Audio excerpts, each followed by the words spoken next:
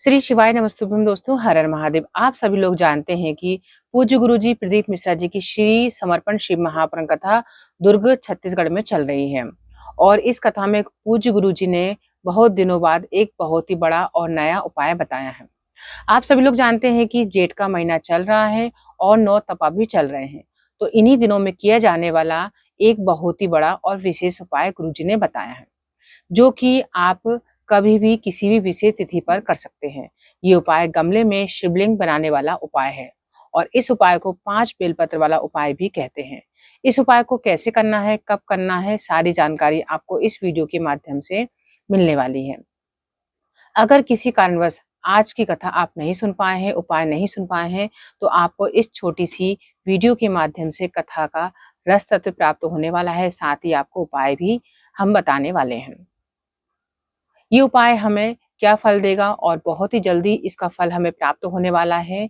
लोगों को इस मौके को अपने हाथ से नहीं जाने देना चाहिए। 9 तपा के दिनों में अपने हाथ से ये उपाय आपको करना है। सबसे पहली चीज ये है, पंडित जी ने अपनी आज की कथा में बताया था कि पेड़ के नीचे या गमले के अंदर मतलब पार्थिव शिवलिंग बनाने वाला उपाय आपको करना है। इस उपाय को करना किस लिए है, सबसे पहले आप लोग ये सुन लीजिए।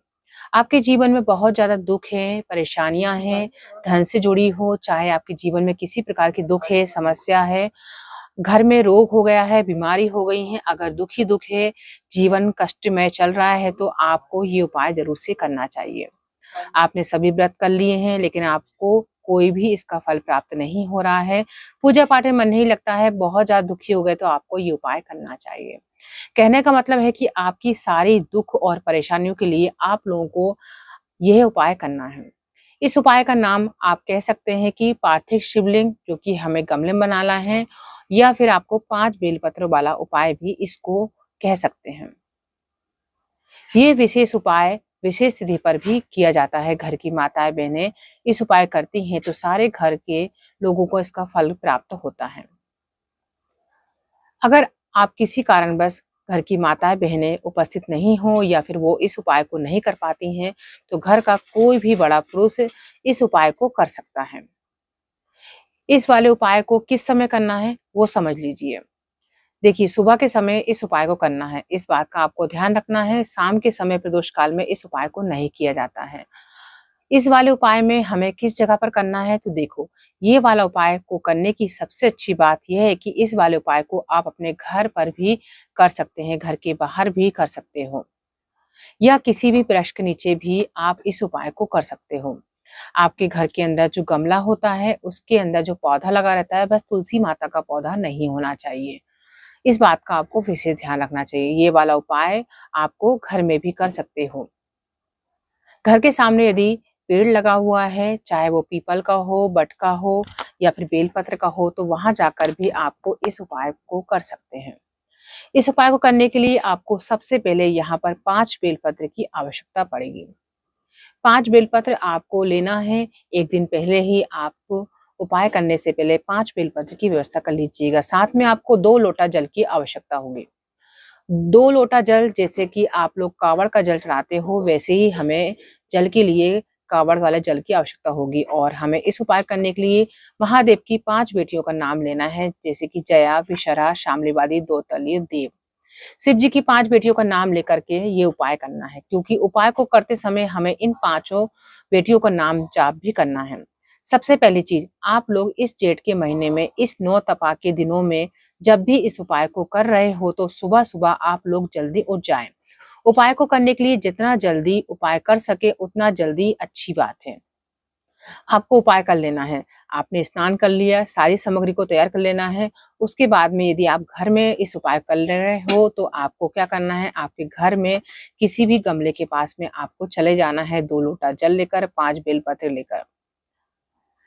अब आपको एक पार्थिव शिवलिंग यानी कि लिंग नुमा आकृति आपको उस गमले में बना लेनी है।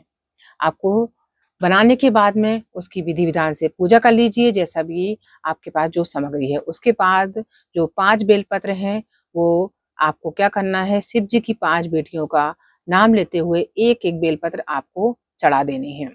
उसके बाद में आपको जो 2 लोटा जल आपके पास में है, वो 2 लोटा जल आपको एक ही धार में उस पार्थिव शिवलिंग पर आपको चढ़ा देना है और आपकी जो भी मनोकामना होगी आपको बोल देना है। दोस्तों, इसके बाद में कुछ देर बाद आपको वहीं पर पार्थिव शिवलिंग का विसर्जन भी कर देना है। अब बात आती है कि वो जो 5 बेलपत्र हैं उनका हमें क्या करना है।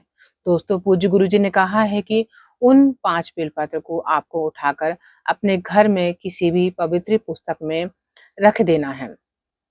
15-20 दिन के अंदर ही आपके घर के सारे दुख संकट दूर हो जाएंगे, आपके घर में सुख समृद्धि आएगी और आपकी जो भी मनोकामना थी वो भी पूर्ण हो जाएगी। यदि आप घर के बाहर किसी वृक्ष के नीचे पार्थिव शिवलिंग बनाकर पूजा कर रहे हो तो आपको इस बात का ध्यान रखना है कि वहां पर आपको पहले थोड़ा सा गंगा जल छिड़क कर आपको पार्थिव शिवलिंग बना लेना है। उसके बाद आपको वैसे ही 5 आपको एक-एक करके शिव जी की पार्थिव शिवलिंग के ऊपर चढ़ाना है। अब दोस्तों, यहाँ पर हमने आपको बोला है कि आप शिव जी की 5 बेटियों का नाम लेना है, तो वह नाम आपको एक-एक बेलपत्र चढ़ाने के बाद बोलते जाना है। 5 बेटियों का नाम लेना है और एक बेल पे चढ़ाएँगे तब एक नाम, दूसरा बेल पे चढ़ाएँगे दूसरा नाम, तीसरी बेल पे चढ़ाएँगे तीसरा नाम और चौथी बेलपत्र फिर नाम और 5वीं बेलपत्र फिर नाम। ऐसे करके आपको 5 बेलपत्र चढ़ा देनी है। जब बेलपत्र आप चढ़ाएँगे तो आपको क्या करना है कि डंडी का जो भाग है वो आपको जलाधारी की ओर रखना है। 5 बेटियों का नाम लेकर के आपको समर्पित कर देना है। फिर वहीं पर आपको वृक्ष के नीचे 2 लोटा जल कावड़ की तरह आपको चढ़ा देना है एक ही धार में।